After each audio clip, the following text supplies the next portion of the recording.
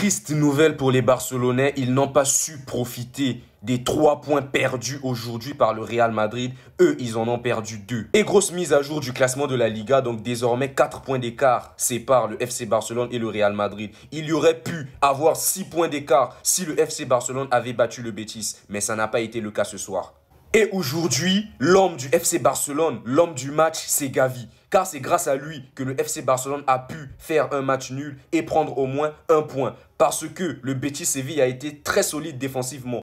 Ils ont tout fait pour qu'en deuxième mi-temps, ils n'encaissent pas d'autres buts. Donc disons que Villarreal n'a pas encore joué son match et le Betis Séville est déjà 5e. Ils vont espérer que Villarreal puisse perdre le match pour qu'il reste toujours 5e. Ça va vraiment les arranger parce qu'ils seront présents en Europe. Sinon pour le match, il a totalement été dominé par le FC Barcelone. Parce que déjà la possession parle. 74% de possession face à 26 côté Betis Séville. Donc le FC Barcelone a possédé le ballon pendant tout le match. Le seul problème, c'est qu'il n'y a pas eu assez de grosses occasions pour le FC Barcelone aujourd'hui. Il n'y a eu que 2 grosses occasions pour ce FC Barcelone-là. Et ils ont tiré que 13 fois. Et s'il y a quelqu'un que je vais pointer du doigt, c'est Ferran Torres, les gars. Parce que Ferran Torres, quand même, les gars, c'est 57 minutes jouées, les gars. 57 minutes jouées. Mais regardez son nombre de tirs cadrés. 0 tir cadré.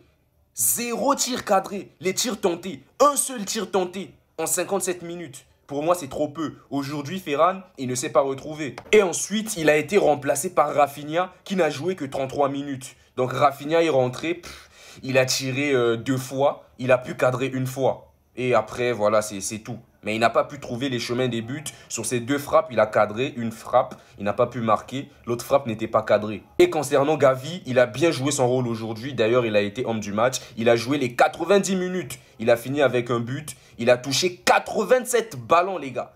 87 ballons. Son taux de passe réussi est littéralement parfait. Donc Gavi, en tout cas, il mérite son titre d'homme du match. Et Yamal également a joué 90 minutes. Mais sur les 90 minutes, Yamal, c'est un tir cadré, un tir non cadré, 2 tirs que le gardien adverse a bloqué, tentative de dribble. Il a dribblé 11 fois, il a réussi 8 dribbles. Après Yamal, les gars, là où je vais lui reprocher, c'est sur les pertes de balles. Aujourd'hui, dans tout le match, Yamal, regardez ses pertes de balles. Il a perdu 32 ballons.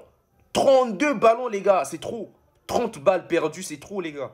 Ça prouve qu'il est trop... il pense trop au dribble, excusez-moi. Il pense trop à dribbler et ça coûte des ballons. On doit lui faire des reproches. Et voici quelques propos de Cubarsí après le match. On a eu beaucoup de matchs à jouer, mais ce n'est pas une excuse. On a manqué un peu de détermination et ils sont restés bloqués en défense tout le temps. Et Gavi a affirmé, le but que nous avons encaissé était facilement évitable. Nous devons nous améliorer. Et cette action que Koundé a ratée, les gars. Regardez là, Koundé. Regardez Pedri avec le ballon. Il va réussir à faire passer le ballon là. Direct. Koundé a reçu le ballon.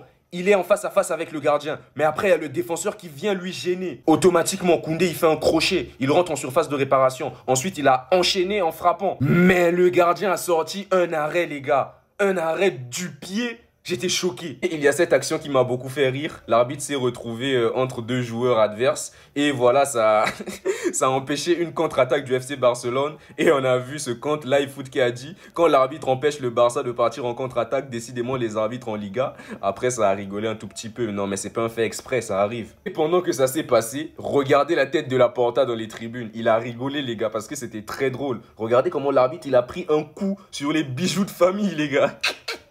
Donc ce soir, le Betis a mis fin à la série de 9 matchs consécutifs de victoire du FC Barcelone. Donc si le Barça avait gagné le Betis ce soir, ça devait être leur 10e victoire d'affilée. Donc c'est pourquoi on a vu cette tête de Yamal qui était abattu après le match, il était triste. Et derrière le Betis de Pellegrini aussi, c'est vraiment une équipe qui est en forme. Parce qu'ils sont sur une série de 8 matchs sans défaite avec 2 matchs nuls seulement. C'est fort le Betis en ce moment. Et derrière, on a tous les matchs du FC Barcelone et du Real Madrid jusqu'à la fin de la saison.